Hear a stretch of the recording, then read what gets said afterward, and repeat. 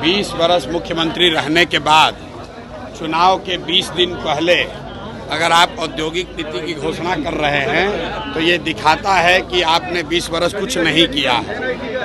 और ये दूसरी बात ये दिखाता है कि बिहार में जनसुराज का इतना डर है कि अब मोदी जी भी आकर पलायन की बात कर रहे हैं, तेजस्वी यादव भी पलायन की बात कर रहे हैं। पहली बार बिहार में पलायन की चर्चा हो रही है कि बिहार में पलायन कैसे रोका जाएगा। तो मैं बिहार के लोगों को आपके माध्यम से यही बताना चाहता हूं कि ये वानगी है। आप देखो, जनसुराज अभी जीता नहीं है। जनसुराज के प्रयास से, आपके सिर्फ खड़ा हो जाने से 400 रुपया का पेंशन 20 वर्ष में जो 410 नहीं हुआ वो 1100 हो गया। आंगनवाड़ी आशा वर्कर का मानदेय डबल हो गया। रसोईया की सैलरी बढ़ गई। अगर बिहार के लोग खड़े होंगे, लोकतंत्र जिंदा होगा। तो अभी शुरुआत है, आगे आगे देखिए होता है क्या। छठ के बाद बिहार का कोई युवा मजबूरी में 10-12 हजार रुपए के रोजी रोजगार के लिए बिहार छोड़कर बाहर नहीं जाएगा।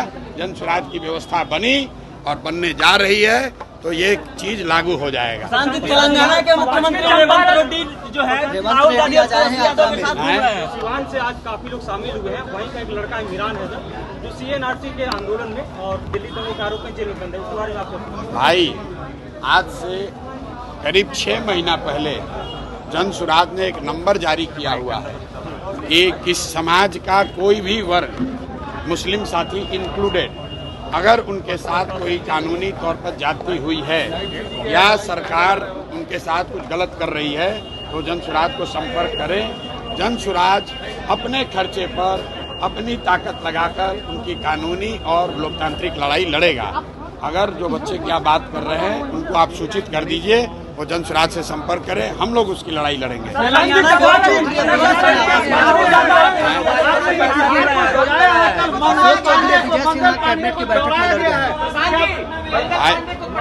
देखिए, ऐसा है, लोगों ने मान ली है क्या? देखिए, मैंने आपको पहले कहा है कि पिछले 3 वर्षों में पटना की सड़कों पर बिहार के लोग पीटे गए हैं।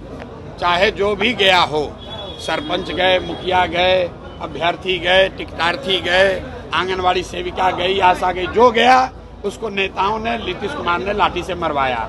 अब जनता की बारी है, जनता जग गई है। और आप देखिएगा, जब ये गांव में लोग आएंगे इनको जनता दौड़ा दौड़ा कर मारेगी। वोट की तो बातें छोड़ दीजिए, इस बार नेताओं की, कई नेताओं की हिम्मत नहीं होगी कि वो गांव में वोट मांगने आए। क्यों? क्योंकि आप उन्हीं गांव के बच्चों को तो लाठी से मारे हो। पुलिस वालों ने जूता पहनकर इन्हीं बच्चों के पेट पर लात रखा है। बिहार के लोगों को अब रास्ता मिल गया है। राजद के डर से नीतीश भाजपा और मोदी के डर से लालू का लालटेन जलाने की मजबूरी खत्म हो गई। अब एक नई व्यवस्था बन रही है, जनसुराज की व्यवस्था, जिसमें बिहार के बच्चों के लिए रोजगार है, जिसमें बिहार के बच्चों के लिए शिक्षा है और जिसमें सबसे बढ़कर इस बात की गारंटी है कि बिहार से पलायन साल भर के अंदर बंद। अशोक चौधरी, विजय सिन्हा कैबिनेट के बैठक में आपस में लड़ गए हैं। भाई, ये लोग, इनका कोई आपस में इनका आचार विचार पूरा सिर्फ लूट का झगड़ा है कि कौन कितना ज्यादा लूट सकता है। आप बताइए, अशोक चौधरी जैसा सर्वदलीय नेता जनता के पैसे से, हेलीकॉप्टर से घूमकर अपने बेटी को साथ में लेकर अपना चुनावी प्रचार कर रहे हैं। कोई नहीं पूछ रहा है कि हेलीकॉप्टर का पैसा कौन दे रहा है। जरा अशोक चौधरी से पूछिए कि सरकारी योजना का शिलान्यास, उद्घाटन जो पहले से मुख्यमंत्री कर दिए, उसी का फिर से उद्घाटन करने हेलीकॉप्टर से जा रहे हैं। ये नेताओं का कोई वजूद नहीं है। जनता समझ चुकी है, इनका रास्ता खत्म। पश्चिमी